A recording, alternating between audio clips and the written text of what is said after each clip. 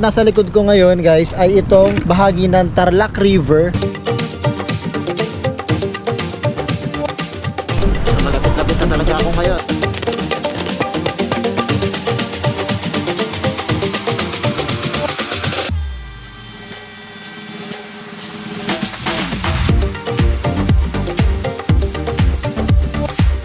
Isang magandang umaga sa inyong lahat guys. Welcome dito sa ating panibagong video.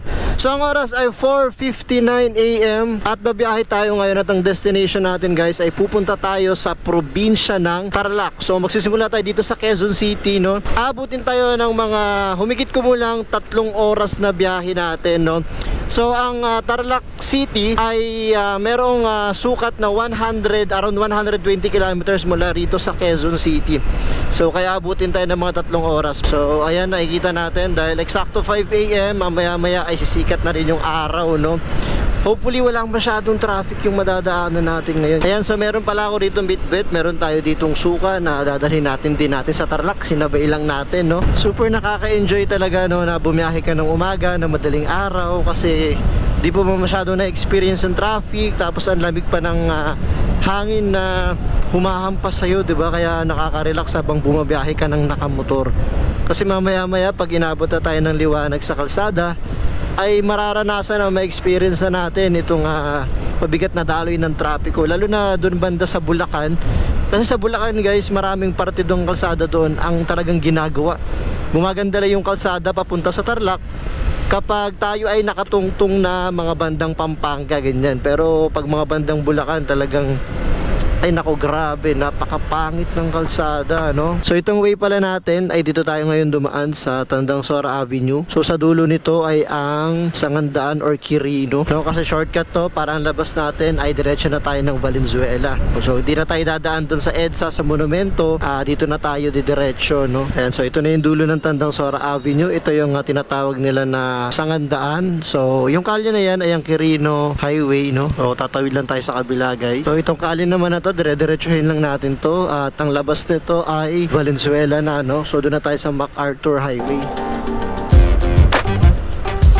Alam niyo yung nasanay ako bumiyahe ng dire-diretso lang, katulad ng kalsada sa Bicol. Yan, napakagandang bumiyahe doon, as in dire-diretso lang. Tapos termong bumiyahe mula Manila to Leyte, tapos Leyte to Manila, no? Tapos dito ka dadaan sa MacArthur, grabe, maninibago ka sa dami ng lubak, sa traffic, tsaka sa pangit talaga ng kalsada, lalong-lalo na dito sa bandang probinsya ng Bulacan, no? Napakaraming mga ginagawang kalsada, napakaraming mga lupak na kalsada. Sa halos ilang beses ko nang dumadaan dito, lagi talagang may ginagawang kalsada. Diyos ko po, kailan kaya maaayos to, or kailan kaya magiging smooth yung kalsada rito sa Bulacan, no? So good morning guys, at halos lagpas 1 oras na biyahe natin, no, mula Quezon City. Nandito na tayo ngayon sa Malolos, ito sa probinsya ng Bulacan. At humito ako saglit dahil nandito ako ngayon sa napagandang lugar dito sa Malolos City Hall. Itong place nila rito ay maraming pumupuntang mga tao rito, maraming mga nagja-jogging, maraming mga recreational activities na nandito. Kasi napakaganda ng lugar na to guys. So ang oras ay 5:18 ng umaga, no? So ang dami ko nakikita mga nagja-jogging dito. Napakaganda ng lugar na to. Kung sakaling mapupunta kayo rito ay pwede kayong mamasyal dito. Napakalawak ng lugar. Papakita ko sa inyo yung drone shot nitong lugar dito sa Malolos, Bulacan. Let's go!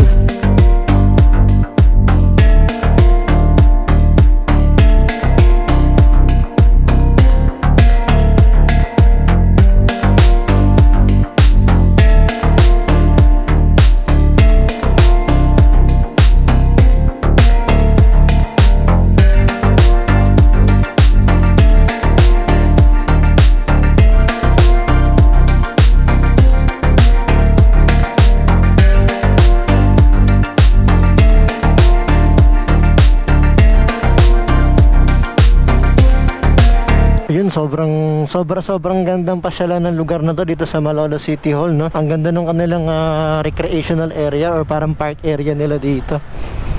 So ayun guys, biyahe na rin tayo, papunta tayo ng Tarlac City. So dito tayo, let's go. Bye bye Malolos City Hall.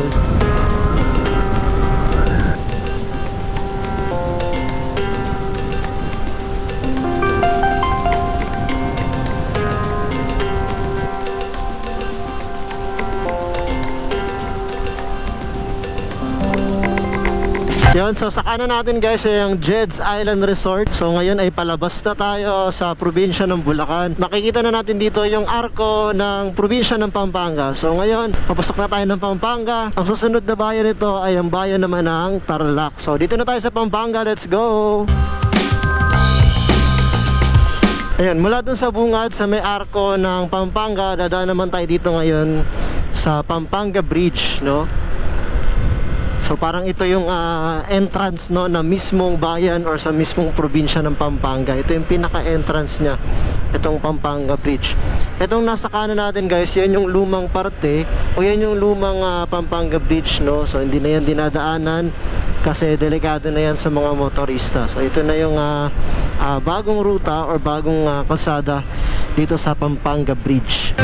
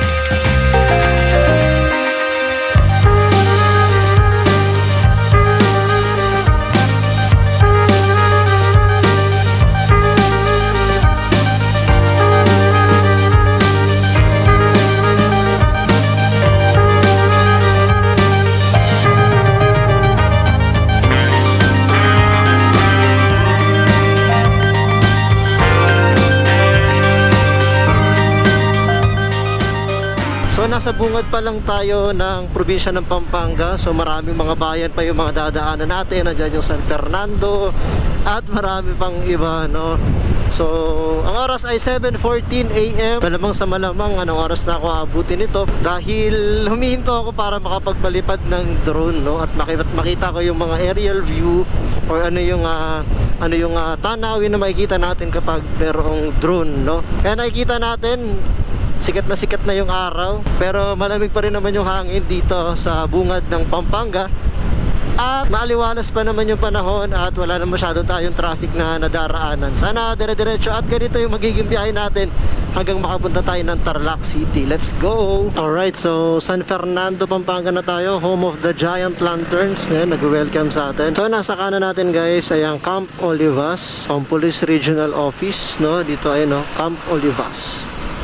So yan yung headquarters ng kapulisan dito sa Region 3. Dito matatagpuan yan sa San Fernando, Pampanga. Nakita natin mula sa San Fernando ay papasok na tayo ng Angeles City. Traffic pa rin, grabe. Let's go, let's go.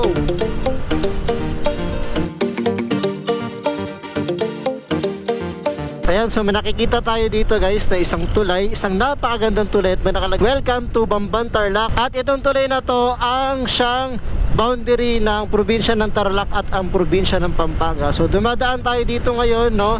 So pagtawid natin sa tulay na to, nandito na tayo ngayon sa probinsya ng Tarlac. Alright.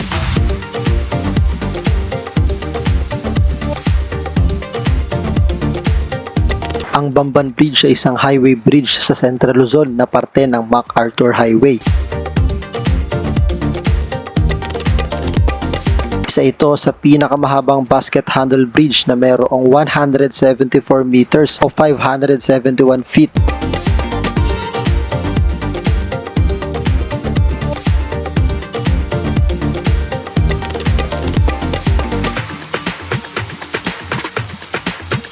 Ang Bamban Bridge ay sinimulang gawin taong 1996 hanggang taong 1998.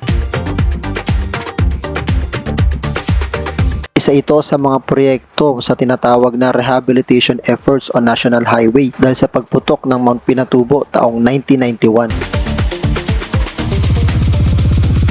Ito rin ay nagsisilbing tourist attraction na dito sa Tarlac dahil sa ganda ng disenyo ng tulay na ito. Mula rito sa Bombang Bridge ay matatanaw din natin ang Mount Arayat sa probinsya naman ng Pampanga.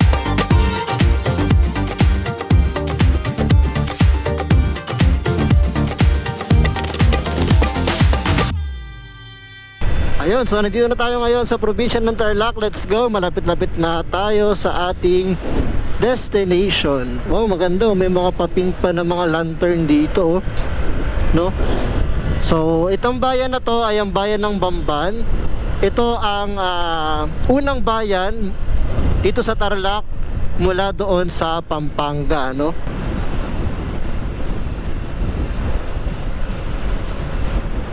Yun, Tarlac City na tayo. So, makalipas ng ilang oras ay dito na tayo ngayon sa Tarlac City.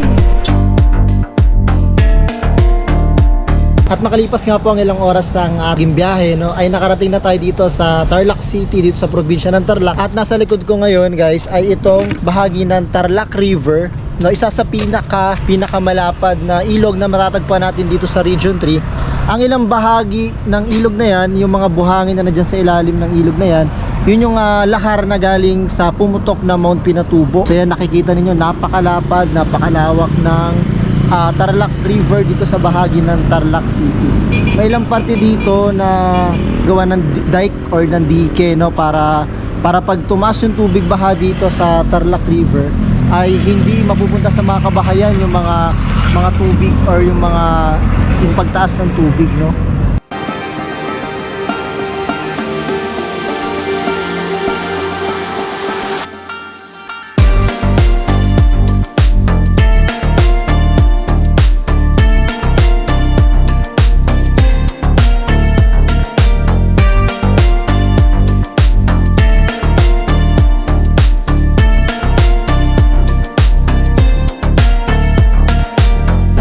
Guys, pala dito sa Tarlac City, maraming salamat sa panonood ng aking video. Abangan ang ating mga susunod na video dito sa ating YouTube channel. Please wag niyong kalimutang i-like yung video na to, mag-comment at mag-subscribe. So hanggang sa susunod, alright.